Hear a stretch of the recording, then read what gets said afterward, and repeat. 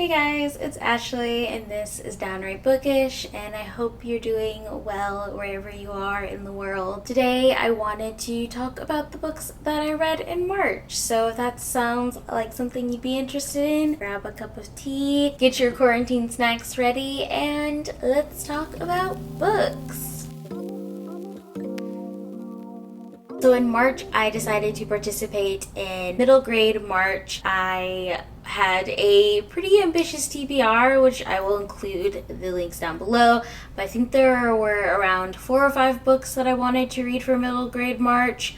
I didn't get to all 4 or 5 books, which shocker there, right? So let's just get into the books. I recently read Riot Baby by Tochi Onyebuchi. It's the first book I read from him. I really enjoyed that book. It's so interesting. Basically, Riot Baby is kind of like this dystopian world that also discusses issues about race and incarceration, and it's such an impactful story, and it's only, I think it's under 200 pages, or like just at 200 pages. So I was really on like a high. I wanted to read more of Tochi Onyebuchi's work, and I have 2 of his other books. I have War Girls and The Beast Made of Night. So I decided to give this one a try. This is I think debut novel, I believe. This is a young adult fantasy story that's also African inspired. It follows our main character Taj, who is an Aki, who has the ability to consume other people's sins. And the Aki basically keep all the royalty and really rich people pure by consuming their sins. And when the Aki consume the sin, they get like a tattoo of that sin on their body. And the sins manifest in like different like smoky beasts, so they could be like a tiger or a bear or something like that, and then that animal will appear on their body as a tattoo. Premise sounds really good, right? The execution, not so much. I was pretty disappointed with the story. It meandered quite a bit, despite the fact that the premise sounds so interesting and like action-packed. There's not really much action in this story, and you're not really sure where the plot's going. There are a few like players in the game. You're not really sure who the antagonist is. I just felt like I didn't understand what the point was. Like, what are we going towards?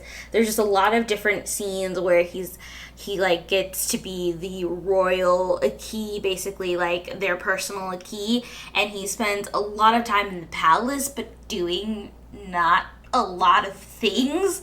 So that really disappointed me. And then we have another secondary character who I feel like their storyline becomes like super obvious, but it's supposed to be this plot twist, but I could see it coming from a mile away.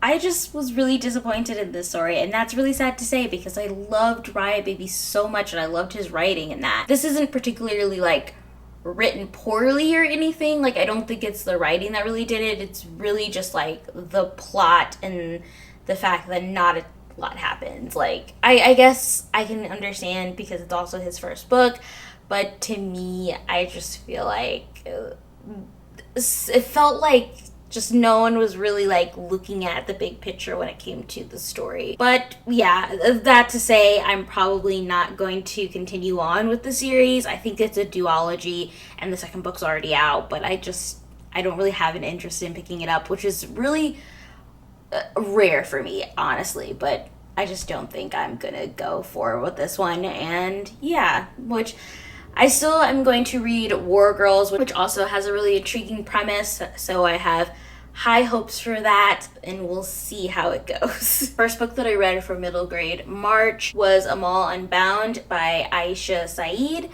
and I picked this up probably back in August for the Decatur Book Festival. I saw someone reading this book, and I was like, this cover is stunning, and I had to pick it up. And I didn't know too much about it, honestly, when I picked it up. It was really just like a cover buy, if I'm being completely honest.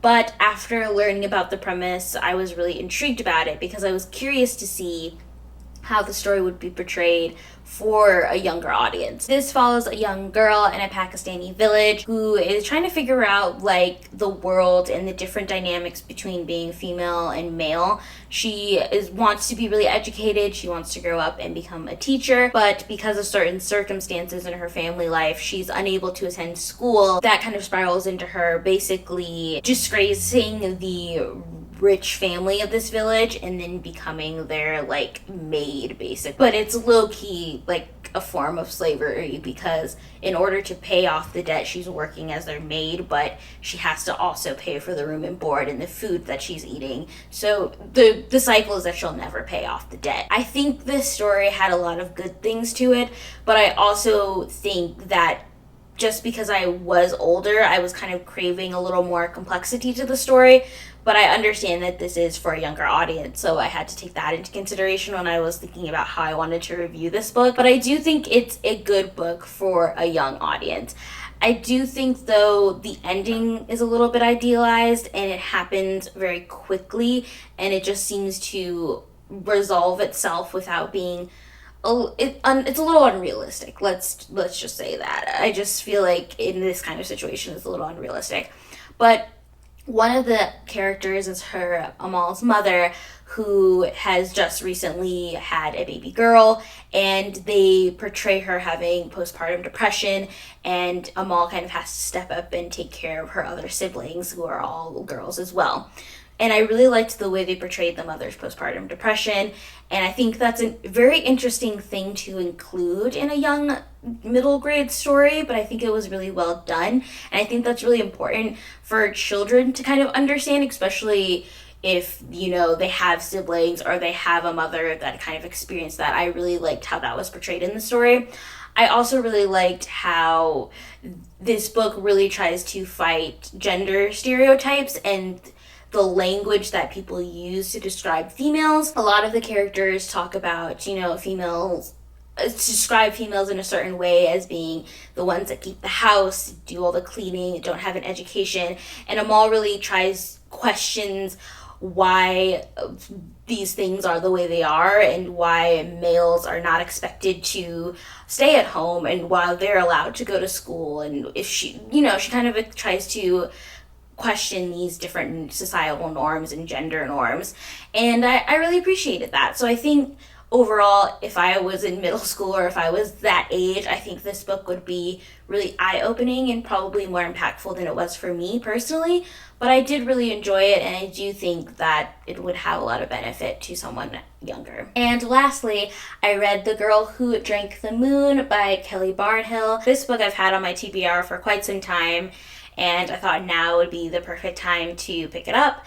And I'm glad I did. I really enjoyed this book, and it covers a lot. Like, I could see why some people would find it to be a little, like, drawn out, because it does cover a lot, and not a ton happens in the grand scheme of the story, but it was just a really enjoyable, pleasant read. I really liked the mythology of the story, and while I could kind of tell who the antagonist was going to be and figure out the plot, it didn't annoy me or upset me. I don't know, I liked the way this was written. It has a very, like, fairy tale-esque style to it, and it reminds me a lot of The Tale of Despereaux, which is another middle grade story about a mouse who wants to be a knight, basically, in the fact that it follows like all of these characters and you're not really sure how they're all going to connect, and then they kind of all throughout the story interact with each other. But I loved The Tale of Despereaux when I was younger, so I think maybe this just gave me that kind of nostalgia for it. Maybe that's why I really enjoyed it.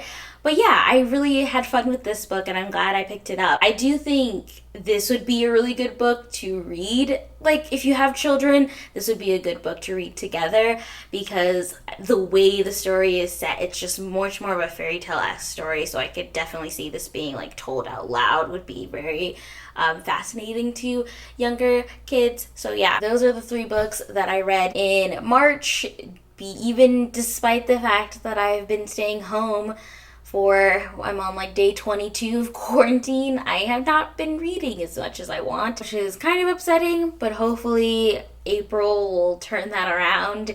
I'm participating in the Owl's Magic readathon, and I've already knocked out one book for that, and it's April 5th right now when I'm recording this, so I'm optimistic about my wrap up for April is going to be a lot better, or there's going to be a lot more books in my wrap up for April. I'm pretty optimistic about that. But yeah, I hope you guys are doing well and getting in a lot of reading, and I will see you guys next time. Bye.